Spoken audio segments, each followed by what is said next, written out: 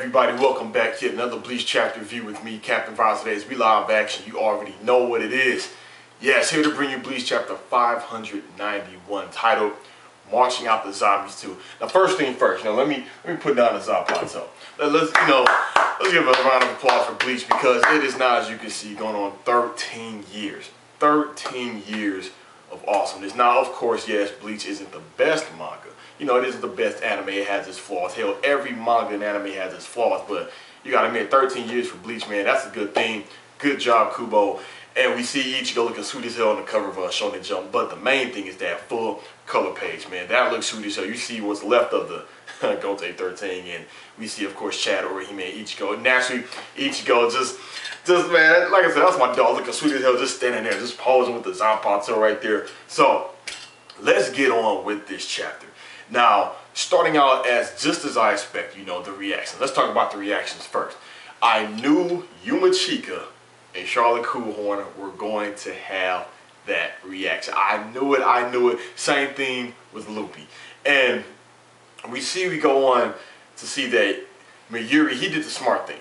He did that one smart thing. While all the Rancars were bickering and nitpicking and whatnot and talking, he has this device that just sends like this electrical shock to the brain where they can just feel pain straight to the brain. It doesn't hurt the physical body, it just makes them feel pain. It's like an electric collar for a dog.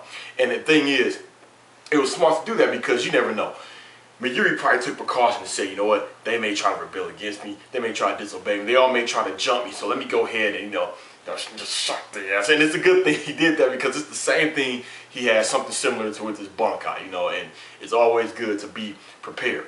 Now, let's talk about, of course, those marks and scratches, those stitches on the Rancars. Now, I didn't really bring this up last chapter, but a lot of people were wondering, why are those stitches there when they didn't even get hit, hitting that area, especially Loopy, especially Charlotte Coolhorn. But the thing is, you have to remember, this is Mayuri. He loves to dissect, and who knows what the procedure that he had to go under to actually bring them back to life, or, resurrect, things like that. Who knows? So I'm pretty sure he had to dissect them, or he was probably just curious. He probably didn't even have to do it. He was just curious. But Loopy, that's still an issue. Now, one thing I did notice, naturally, Yumachika and Ikkaku, they noticed that the members of the Gote 13, those Shinigami, those were mostly members of the 11th squad. So they were kind of thinking like, damn, hold on, like, don't kill them, those are our boys. But Mayuri actually goes on to state that, wait a minute, you're a Shinigami, it's your job to protect the Serite. Yes, they are Shinigami, but they're zombified and they are a threat to the Serite. So as Shinigami like yourself, it's your job to protect the Serite from all threats. He put one of those numbers, but he kind of had a point though. I mean, they just had to, suck it up like, damn, I was just training with him, a few months ago, now I have to kill him. But anyway, on to the blood. Now, this was something that was revealed that I thought was very interesting, and it kind of made sense. We see Dodani, he was dodging the blood from the zombie, but it was stated that the blood from the zombie does not have to be dodged, because Loopy pointed out that the blood got on Ikkaku and he didn't turn into a zombie. So it's basically, as we all know, if the blood comes from Star Knight Z, Giselle, then you will be turned into a zombie. You don't have to worry about the zombie's blood on you like any other type of zombie type movie or TV show. Because a lot of zombie movies or TV shows, you get touched by that blood, or if it gets in your mouth especially, you're infected, you become a zombie. So that's when Dodani, he said, oh, if that's the case, I'm going to really go all out. He was just shredding them apart, whooping them. And this is the thing. I kind of figured this was going to happen like this. You got these regular grunts, zombified. They don't even have an increase in power. From what we know, they don't. And we see Thunder Witch and Dodani, they're just laying waste to them. They really are. I mean, it was just a no-brainer. That's why Giselle, I'm shocked she was actually thinking like, oh, these 4 Rancor are a match for the zombie Shinigami. I'm looking like, come on now. Even though, yes, they were outnumbered, these are still, previous Spada, and, except Loopy. And the thing is, it was a no-brainer. Now, another thing, let's go on to when we see Giselle, she was giving Zambietta an arm, attaching the arm, and she see that now Charlotte Coolhorn is her opponent. And one thing that was hinted at again, you see Charlotte Coolhorn tells Giselle that, you're similar to me in a lot of ways. And Giselle's like, damn, what the hell you mean by that? And right there, I guess, you know what? Hey, this is pointing to more signs that Giselle is actually a guy. You know, like I said, I'm still not sold until it is officially confirmed. No mistranslations, no mysteries, no this and that. Officially confirmed. But with it leading on to this right here, I mean, I can understand what Charlotte Coolhorn was getting at. So I'm thinking like, damn. So maybe Giselle, you know, is a cross-dressing, transsexual, whatever. But I would have never, ever would have thought that Charlotte Coolhorn would be Giselle's opponent. Never. And we see he also stated that he was, you know, in his case, it was different as far as, you know, Mayuri finding them. Because Mayuri, yes, it was confirmed, but we all knew this, that he found them all in Zayo's lab. But the thing is, I guess he actually added Lupin to that equation, because you never know. And I thought about this last chapter, but I was like, you remember when I cut myself off? I said, no, it can't be, never mind. I was actually thinking after Grimjaw blew off a Lupin's upper torso away, that's when, you know, Grants came, got the remains, took it back to the lab. I was actually thinking that, but we see Mayuri, he claims those three, he found them in the lab, and that's when Coolhorn was like, no, you know, I am different. You know, he went to shock him, and he still is going to pose.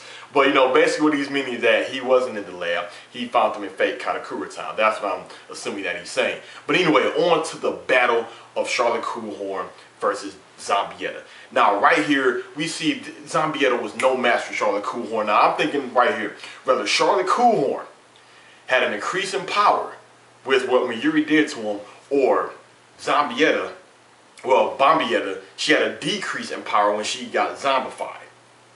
And because we see, here she is in her final holy form, shot those explosive reishi bombs. Charlotte Coolhorn is dodging them things like the Matrix. Grab her by her face, tell her she's still wet behind the ears, and toss her ass in the building. Almost hit Mayuri. Now I'm thinking like, damn. So whether he got stronger or she got weaker, or maybe he's just that much more effective because he's a hollow. Whatever. But that's something I did notice.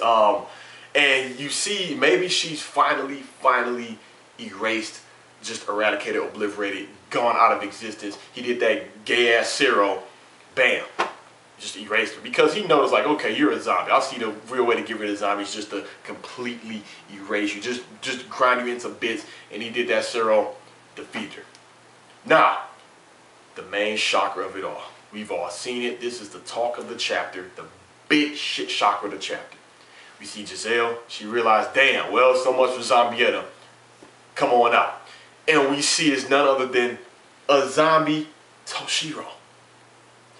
A zombie Toshiro. Now, if you think back, I guess this makes sense. You see, that was Giselle who approached Toshiro, obviously, after he got done fighting Chengdu. But the thing is, it makes you think so many things. She was not playing when she said she was going around making zombies out of motivators. Now, so many people are having heart attacks thinking that he is dead. No, Toshiro is not dead. Let's all remember, it was stated that the Quincy have to be dead in order to be turned into zombies.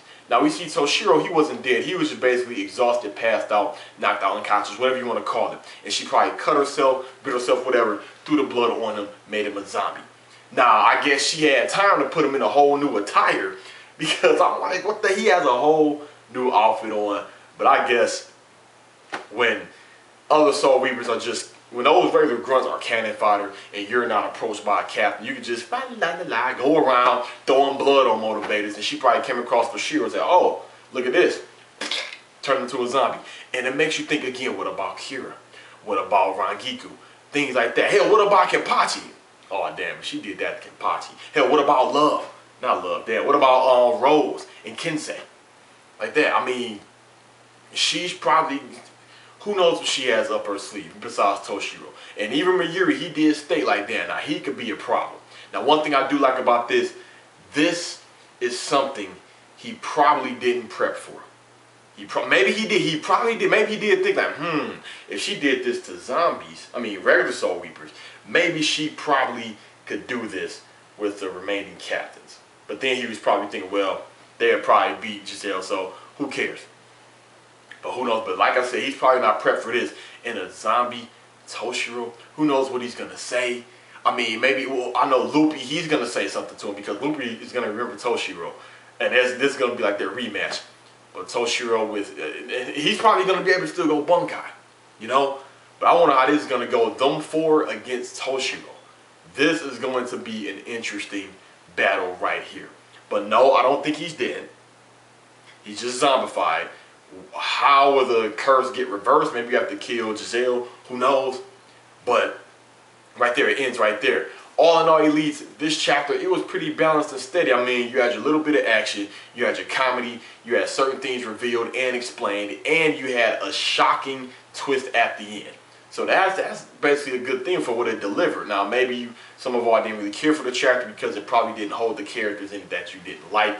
But all in all, overall, as a reviewer, I have to say, with what it added in a good amount of, in this chapter, it added in a good amount of things. So, next week, let's see, it'll be Bleach chapter 592. I believe I read somewhere on Bleach Asylum that after next week, it's going to be some type of festival in Japan, so there won't be Bleach 593 for that following week. So, I don't know, we'll see. But anyway, overall, it's good that Bleach is going on for 13 years and it's going to be going on for a much longer time. Give me your thoughts, comments, and concerns. Do you think Toshiro is dead? Do you think Toshiro will kill all four of these or Rancor? Do you think the spell will be reversed if Giselle dies?